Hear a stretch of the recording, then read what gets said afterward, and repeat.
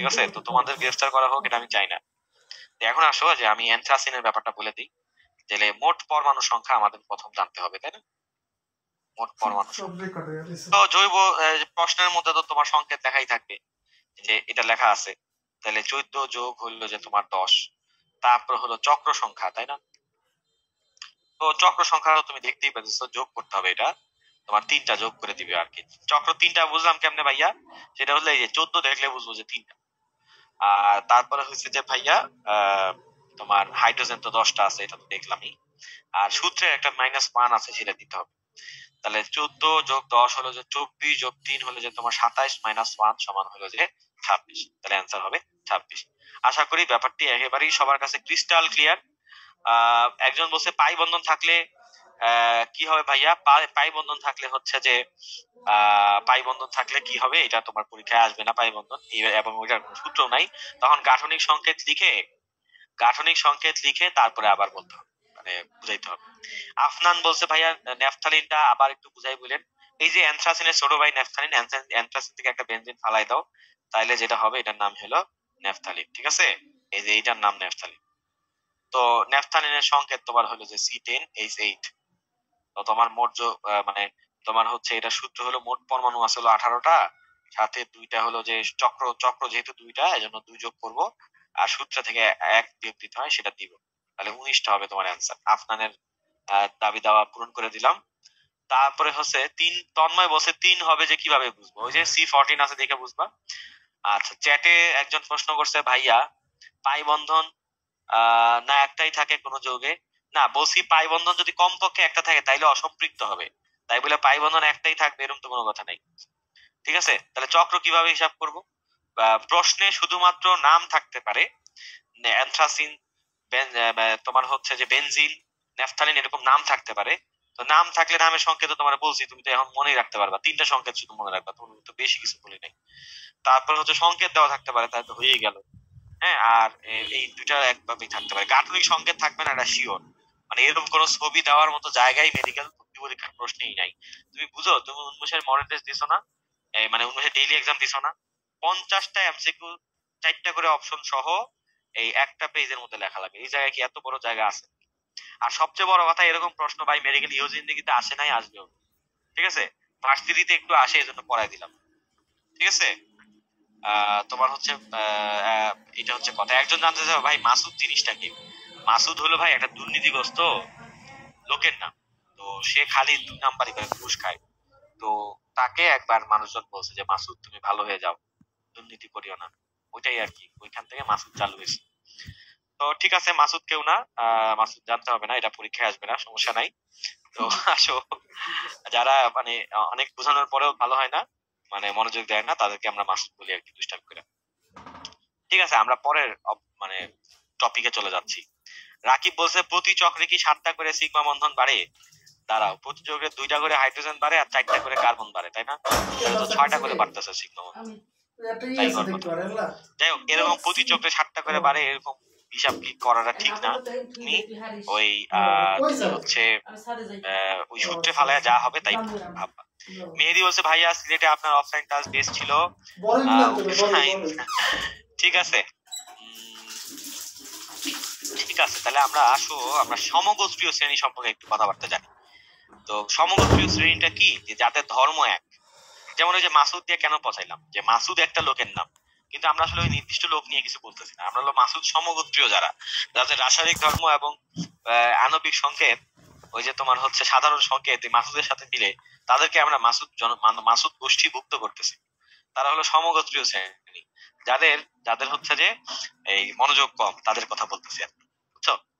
তো যাই হোক, অ্যালকেন, যারাই অ্যালকেন হয় তাদের সবার একটা কমন কি থাকে বলতো? সংকেত থাকে। সংকেতটা কি? যে এদের গায়ে যতগুলা কার্বন থাকে, তার গায়ে হাইড্রোজেন থাকে তার ঠিক দ্বিগুণের চেয়ে 2টা বেশি। বুঝতে পারছো? এটা হলো তাদের কমন সংকেত। আবার অ্যালকিনের নিয়ম কি? অ্যালকিনের মধ্যে কার্বন যে কয়টা থাকে, হাইড্রোজেন তার ডাবল থাকে। যদি কার্বন 20টা থাকে, হাইড্রোজেন থাকবে 40টা, এরকম। কিন্তু যদি অ্যালকেন হয়, তাহলে কার্বন 20টা থাকলে হাইড্রোজেন থাকবে 42টা, মানে ডাবলের চেয়ে 2টা বেশি। আর অ্যালকাইনের নিয়ম হইলো কার্বন যে কটা থাকবে, হাইড্রোজেন তার ডাবলের চেয়ে 2টা কম থাকবে, যে 2 n - 2। তাহলে কি কয়টা থাকবে? 38টা থাকবে। কাহিনী বুঝছো? মানে 20 দ্বিগুণে 40, 40 থেকে 2টা কম 38 এরকম। আচ্ছা, এর বাদ বাকি যেগুলো আছে অ্যালকোহল, অ্যালডিহাইড, এগুলো কি তোমার হচ্ছে যে কার্যকরী মূলকটা তো আলাদা থাকবে। কার্যকরী মূলকটা তো প্রত্যেকেরই আলাদা থাকবে, ঠিক আছে? ওর সাথে একটা করে অ্যালকাইল মূলক থাকবে, যেটাকে আমরা আর দিয়ে প্রকাশ করি, আর। তো অ্যালকাইল মূলক কি জিনিস? কোনো অ্যালকেন থেকে যদি একটা হাইড্রোজেন কেড়ে নেওয়া হয়, CH4 মানে হলো মিথেন, তো ওখান থেকে যদি আমি একটা হাইড্রোজেন কেড়ে নেই, তাহলে কি বাকি থাকবে? CH3। তো এটাকে সংক্ষেপে লেখা যায় কার্বন যে কটা থাকবে, হাইড্রোজেন থাকবে তার দ্বিগুণের চেয়ে একটা বেশি। যেমন এখানে কার্বন একটা আছে, হাইড্রোজেন আছে কি 2টার থেকে একটা বেশি, মানে 3টা। ক্লিয়ার? CnH2SN+1, তারপরে তুমি যেটা কার্যকরী মূলক সেটা বসাই দিবা আর কি। তো এটা হলো কমন সংকেত। ওকে, আচ্ছা।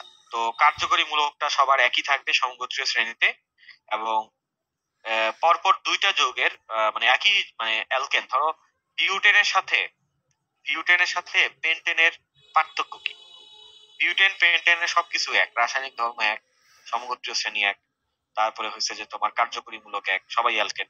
পার্থক্যটা হলো যে এইখানে তোমার এরকম 4টা কার্বন থাকবে, আর পেন্টেনের মধ্যে কি, এই যে লাল কালি দিয়ে লিখতেছি, একটা কার্বন এক্সট্রা থাকবে, একটা কার্বন এক্সট্রা থাকবে। হ্যাঁ, তো একটা কার্বন বাড়া মানে হচ্ছে এখানে একটা কার্বনের উপরে একটা হাইড্রোজেন থাকে, নিচে আরেকটা হাইড্রোজেন থাকে, মানে CH2 মূলক বাড়া। একটা কার্বন বাড়া মানে হচ্ছে CH2 মূলক বাড়া। দুই পাশে তো CH3 থাকবেই, এই লাস্টেও CH3 থাকবে, এই লাস্টেও CH3 থাকবে। তো কার্বন একটা বাড়া মানে একটা কার্বন তার সাথে 2টা করে হাইড্রোজেন বাড়া, মানে CH2 মূলক বাড়া। CH2 মূলককে আমরা বলি মিথিল, ঠিক আছে? তো দেখা যায় এক একটা সাধারণ মানে তোমার হচ্ছে এক একটা সমগোত্রীয় শ্রেণী একটা সাধারণ তৈরি করার বিক্রিয়া থাকে। যেমন অ্যালকেন তৈরি করার কমন কিছু বিক্রিয়া আছে, ডিকার্বক্সিলেশন বিক্রিয়া, এই সেই তোমরা করছো, তো এটা আমরা সামনেও আবার করবো, সমস্যা নেই। কিন্তু বুঝছো তো, একটা সাধারণ প্রস্তুত প্রণালী থাকে এবং একই ধরনের রাসায়নিক ধর্ম তারা প্রদর্শন করে। যেমন অ্যালকোহল সবগুলাই একই ধরনের বিক্রিয়া দিবে, প্রায় কাছাকাছি বিক্রিয়া দিবে। তবে এই যে আণবিক ভর বাড়তেছে, আস্তে আস্তে মোটা হইতেছে না জিনিসটা, তো মোটা হইলে তোমার কি সক্রিয়তা কিছুটা হ্রাস পায়। ধরো তুমি যখন ছোটবেলায় হালকা পাতলা দিলা, তুমি তখন খালি দৌড়াইতা, তাই না? আম্মা বলতো এই পানি নিয়ে আয়, পানি নিয়ে আসতা। আব্বা বলতো এই চশমা নিয়ে আয়, চশমা নিয়ে আসতা। ছোট ভাই বোন তোমার, বড় ভাই বোন তোমার ব্যাপক খাটাইতো। এখন তুমি অনেক বড় সড়ো হয়েছো, তুমি অনেক মোটা সোটা হয়েছো, এখন কিন্তু তোমার এক জায়গা থেকে আরেক জায়গায় যাইতে অনেক কষ্ট লাগে, ঠিক আছে? প্রচুর আলসামি লাগে তোমার। তোমার সক্রিয়তা কিন্তু হ্রাস পাইছে, তুমি মোটা হয়েছো দেখে, আণবিক ভর বাড়ছে দেখে, ঠিক আছে? এবং একই সাথে আণবিক ভর বাড়লে তোমার হচ্ছে স্ফুটনাঙ্ক, ঘনত্ব এগুলা তোমার বৃদ্ধি পায়, আর দ্রাব্যতা হ্রাস পায়। ওই যে ভারী জিনিস পানিতে তো খুব বেশি ভালো একটা মিশে না, তাই না? পাতলা জিনিস ভালো মিশে। তো আশা করি তো ব্যাপারটা বুঝতে পারছো। একজন বলছে ভাই এটা এইজ ডিমান্ড, বয়সের চাহিদা, ওরে বাবারে, এইজ ডিমান্ড, তাও ঠিক আছে, সেটাও ঠিক বলছো। আচ্ছা, তো যেটা বললাম যে জৈব যৌগের কোন একটা বিক্রিয়া কোন জায়গায় হবে, যেই জায়গাটায় তার পোলারিটি সবচাইতে বেশি, পোলারিটি সবচাইতে বেশি। এখন পোলারিটি জিনিসটা কি, পোলারিটি বা ইলেকট্রন ঘনত্ব জিনিসটা কি, এটা একটা আমি বুঝাই বলি। যেমন ধরো একটা যৌগে অনেকগুলা কার্বন আছে, তো কার্বনটার এক জায়গায় তোমার হতো কিটোন মূলক আছে, কিটোন মূলক, যে সি ডাবল বন্ড ও, ঠিক আছে? বাকি সব কার্বনে তোমার ধরো নর্মাল অ্যাজ ইউজুয়াল হাইড্রোজেন আছে। তবে এই কার্বনে যাইয়া আবার তোমার হচ্ছে কোনো একটা ধরো অন্য একটা মূলক দিয়া দিই, কি দিব বলো, তোমরা যা বলবা তাই দিব। ধরো একটা ক্লোরিন দিয়া দিলাম, যাও।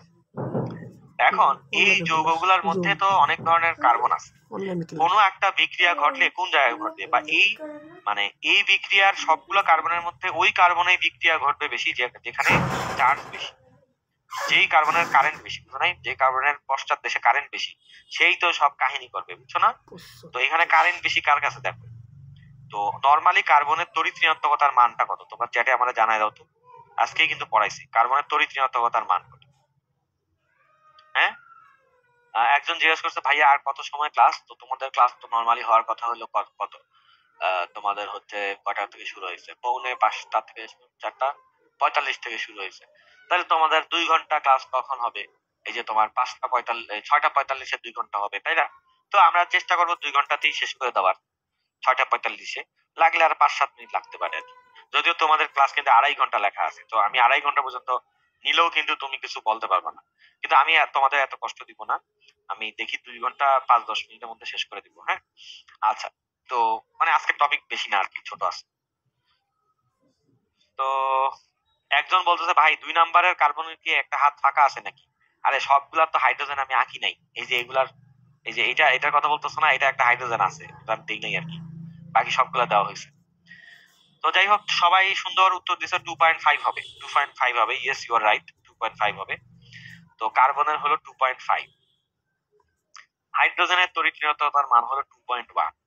ক্লোরিনের তড়িৎ-ঋণাত্মকতার মান হলো 3। তাহলে বুঝতেই পারতেছো যে এই কার্বনের মধ্যে একটা ডেল প্লাস আর একটা হচ্ছে ডেল মাইনাস প্রান্ত কিন্তু তৈরি হয়ে যাবে, কারণ 2.5 এর লাগে 3 এর টানাটানি হইতেছে ইলেকট্রন নিয়ে। কিন্তু এই হাইড্রোজেনের সাথে কার্বনের আসলে তড়িৎ-ঋণাত্মকতার পার্থক্য খুব বেশি নাই। তো যার কারণে এখানে আসলে খুব বেশি তড়িৎ-ঋণাত্মকতার পার্থক্য বা পোলারিটি হবে না, বা ইলেকট্রন মেঘ নিয়ে আসলে তেমন কাহিনী হবে না। সবচাইতে বেশি কাহিনী হবে কিন্তু এই যে কার্বনের সাথে অক্সিজেনের। ভাইয়া অক্সিজেনের তড়িৎ-ঋণাত্মকতার মান হলো 3.5, আর কার্বনের হলো ভাইয়া 2.5, আর এই হাইড্রোজেনের হলো 2.1। ব্যাপারটা বুঝতে পারতেছো? তাহলে এইটা হয়ে যাবে ডেল প্লাস প্লাস, এটা হয়ে যাবে ডেল মাইনাস মাইনাস, মানে বেশ ভালোই তোমার হচ্ছে এখানে চার্জ তৈরি হবে। তো এই জন্য পুরা যৌগের ভিতরে এই কার্বনটাই কিন্তু সবচাইতে অধিক চার্জ বিশিষ্ট, চার্জ বেশি, এজন্য ওর কারেন্ট বেশি, এজন্য সব বিক্রিয়া ওই দিবে, এবং এটাই হয়ে যাবে হচ্ছে প্রধান কার্যকরী মূলক। এটা কি হয়ে যাবে? প্রধান কার্যকরী মূলক। তাহলে এই যৌগের মধ্যে অনেক ধরনের মূলক থাকলেও এখানে সবচেয়ে অগ্রাধিকার প্রাপ্ত বা প্রধান কার্যকরী মূলক হবে কিটোন। কিটোন মূলক না বলে এটা আসলে যে অক্সো মূলকও বলা যায়, অক্সিজেন আছে তো এটা আমরা অক্সো মূলকও বলতে পারি। এবং এই যৌগের নামও হবে হলো কিটোনের নামে। যেহেতু 4টা কার্বন আছে, তাহলে নাম হওয়া উচিত বিউটানন। কি নাম হওয়া উচিত? বিউটানন। তবে ওর মধ্যে ক্লোরিন আছে, সেটাও আমরা উল্লেখ করব যে ধরো যে তোমার 3 ক্লোরো বিউটানন এরকম বলবো আর কি আমরা এটাকে। 3 ক্লোরো বিউটানন, বিউটানন 2 লেখা দিতে পারে, মানে সরি বিউটানন, হ্যাঁ 2 লেখা দিতে পারি, কারণ 2 নাম্বার কার্বনের সাথে কিটো মূলকটা আছে। তো তো বিউটানন 2টা আমরা লিখে দিতে পারি, 3 ক্লোরো বিউটানন 2। এইভাবে আমরা নামকরণ করতে পারি। তো নামকরণ নিয়ে আমরা একটু কথা বলবো, সমস্যা নাই। আগে এটা বুঝছো তো যে যেখানে কারেন্ট বেশি ও হচ্ছে সব কাজ করে। তো অ্যালকেন ছাড়া বাকি সব যৌগেরই আসলে নির্দিষ্ট একটা কার্যকরী মূলক আছে। আগে এটা লিখে দাও যে যার কারেন্ট বেশি, মানে যার মধ্যে চার্জ বেশি, সে সবচেয়ে বেশি সক্রিয় থাকে। এই কথাটা বুঝছো কে কে? একটু ক্লিয়ার লিখে দাও, ক্লিয়ার। সেই তোমার হচ্ছে মানে প্রধান কার্যকরী মূলক হয়, এবং ওই জায়গায় সব বিক্রিয়া টিক্রিয়া ঘটে। ঠিক আছে, সবাই এটা বুঝতে পারছে, মাশাআল্লাহ।